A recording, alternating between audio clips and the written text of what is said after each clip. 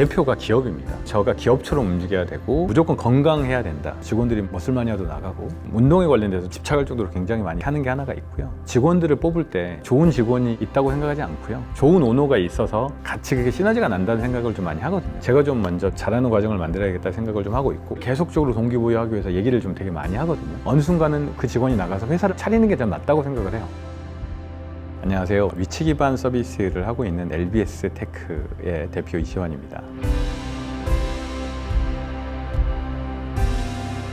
LBS 테크는 로케이션 베이스 서비스라 그래서 눈앞에 있는 건물, 방향, 주변에 있는 정보, 그리고 음성을 검색할 수 있는 위치 기반의 서비스가 하나가 있고요. 원하는 목적지를 검색을 하면 가는 과정에 계단이 있는지, 위험한 정보가 있는지 이런 것들을 안내해주는 시스템이 하나가 있고요. 소리로 주문할 수 있고 결제할 수 있게끔 하는 비대면 주문 결제 시스템, 이렇게 크게 세 가지로 서비스를 하고 있습니다.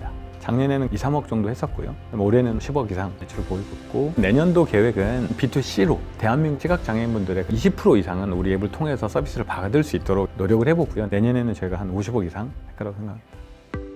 미국에서 학부를 나왔고요. 컴퓨터 공학을 전공을 했고 한국에 와서 삼성 SDS에서 회사를 경영하는 시스템을 개발을 했는데 경영을 이해 못하고 경영하는 시스템을 개발한 한계가 좀 있는 것 같아서 2001년도에 미국으로 다시 가서 MBA를 했고요. 자연스럽게 미국에서 이제 컨설팅 회사를 한 1년 반 정도 다니다가 나와서 컨설팅 회사를 한 10년, 12년 정도 운영을 했고요. 미국에서 컨설턴트로서 역할을 하다 보니까 하이 레벨에 올라갔을 때 나오는 인종에 관련된 차별이 좀 존재를 하더라고요.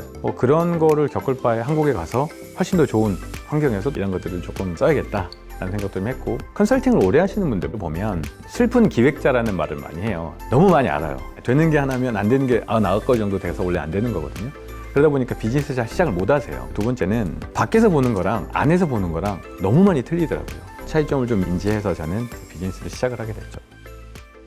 사촌 동생이 시각장애가 있어요. 여기서 세느강 주변에 있는 건물은 알지만 내 눈앞에 있는 건물은 잘 모른다. 그러니까 이런 게 참 너무 안타깝더라고요. 그리고 또 친구 얘기를 해주는데 콜택시를 불렀는데 집이 여기고 세워줘야 되는 장소가 여기인데 10m 정도를 먼저 가서 세워줬나 봐요. 그랬더니 이 친구가 내려서 3시간 정도를 헤맸다 그러더라고요. 이 뒤쪽에 집이 있는데 그 친구들한테는 그 정보가 없어서 그 몇 시간을 헤맨다는 건 필요한 영역이다라고 일단은 생각을 하게 됐고요. LBS 테크라는 이름으로 스타트업을 차린 지 한 2년 정도 됐습니다. 장애인들 관련돼서는 보통 하드웨어가 많으세요. 기반의 시설상 벤처가 뛰어들기는 굉장히 힘들고요. 소프트웨어가 필요한 시기가 있을 거다. 근데 그 시기가 지금이라고 보는 거거든요. 시각장애인들이 스마트폰을 보유하고 있었던 퍼센테이지가 60에서 70, 80으로 올라가는 선이 지금이고요. 스마트폰이 단순히 비싼 핸드폰에서 내가 생활 편의 서비스를 쓸 수 있겠다라고 하는 개념으로 바뀌는 지금이 적기라고 생각을 해서 시작을 하고 있습니다.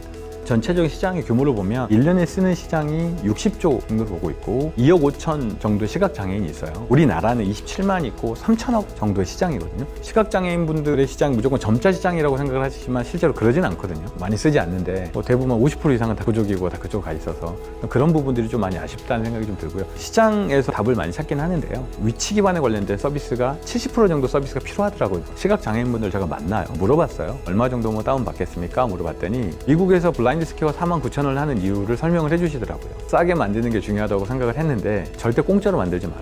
비싸게 만들어라. 제대로 만들어라. 그럼 우리는 소비한다. 편하게 갈 수 있고 덜 다치는데 49,000원이 크다고 생각하냐. 장애인이라고 생각해서 어렵기 때문에 공짜로 만들고 무료로 다 다운받게 해주고 그게 오히려 잘못된 생각이라고 생각을 해요. 제대로 유지보수 되는 걸 서비스를 해주는 게 그게 더 바른 시장이죠. 저희 회사가 사회적 기업이다 이런 접근을 많이 하지 않는 것 중에 하나는 뭐냐면 비즈니스하는 회사죠. 수익을 얻을 겁니다. 그분들도 다른 형태의 고객인 거지 우리가 도와줄 대상은 절대 아니에요.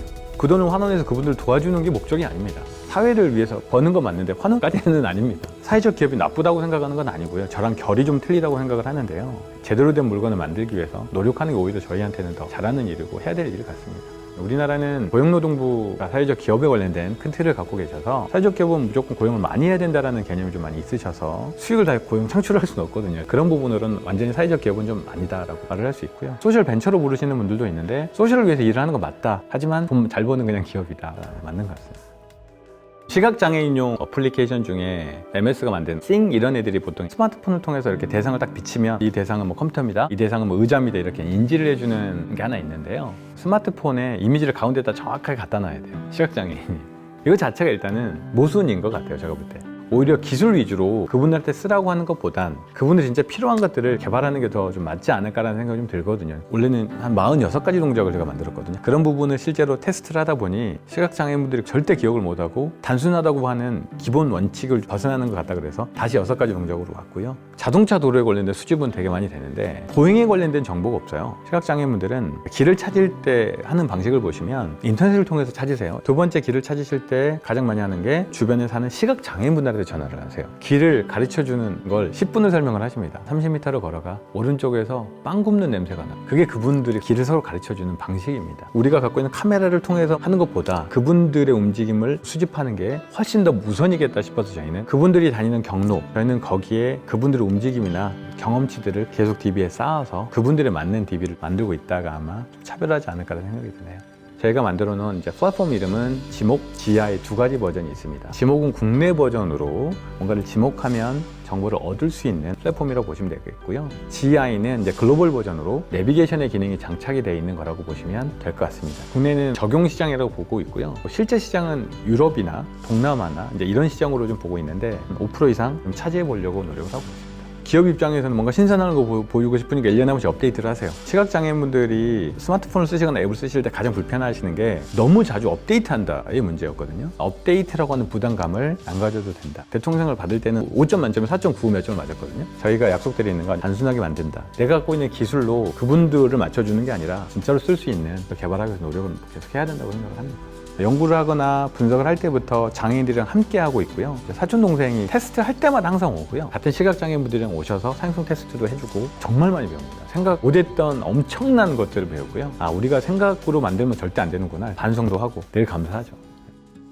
제가 이제 한국에서 삼성에 있을 때 대학교에 강의를 좀 갔었거든요. 그때 이제 연결됐던 제자들이 제 구성원으로 좀 있고요. 대통령상을 받으면 회사 이름으로 받는 게 아니라 직원들 이름으로 같이 받거든요. 결론은 회사가 성장하는 게 아니라 직원이 같이 성장을 하고 그걸 계속적으로 동기부여하기 위해서 얘기를 좀 되게 많이 하거든요. 저희 회사는 일주일에 한 번씩 영어로 회의를 합니다. 처음부터 우리 회사는 글로벌 회사라고 하는 미전인 거죠. 이번에 이제 저희 전 직원이 다 독일을 같이 갔거든요. 벤처가 전 직원 10명 가까운 사람을 독일 데려간다는 것도 쉽지 않잖아요. 그 돈을 쓰고 차라리 비전을 심어주는 게 회사로서는 성장을 한다라는 생각이 좀 있어서 그런 것들을 얘기를 하고 비어있는 액자를 이렇게 벽에 붙였어요. 그때 약속했던 건 뭐냐면 우리가 괜찮은 업체인지 증명할 수 있는 걸 여기다 다 담자. 그게 전 상이었거든요. 사람들이 잘 믿지 않더라고요. 아주 믿는 직원조차도 그 말할 때 진짜 이걸 채울 줄 몰랐다고. 근데 저희가 작년에 훨씬 더 넘는 상을 받았고 대통령까지 받게 되는 과정이 있었고요. 기술진들은 확실히 배움이 있어야 되잖아요. 저도 그분들한테 뭔가를 하나 더 주기 위해서 늘 노력을 많이 하거든요. 좋은 비전을 자꾸 공유를 하고 결과에 관련된 만족도도 좀 높고 이직하지 않고 있지 않나 생각이 드네요. 컨설팅도 하고 제가 개발자이기도 하고 외국에서 또 있어 보기도 하고 해서 제가 이제까지 했었던 모든 경험들이 지금 딱 이 순간 이 사업을 하기 위해서 있었다고 생각할 정도로 너무 재밌어요. 너무 재밌고 사회적으로 좋은 일을 하면서 장애적으로 성공하는 사례도 있구나. 대한민국이 유니콘 기업이 되기도 하는구나. 그 누군가는 조금 해야 되지 않을까라는 생각이 드네요.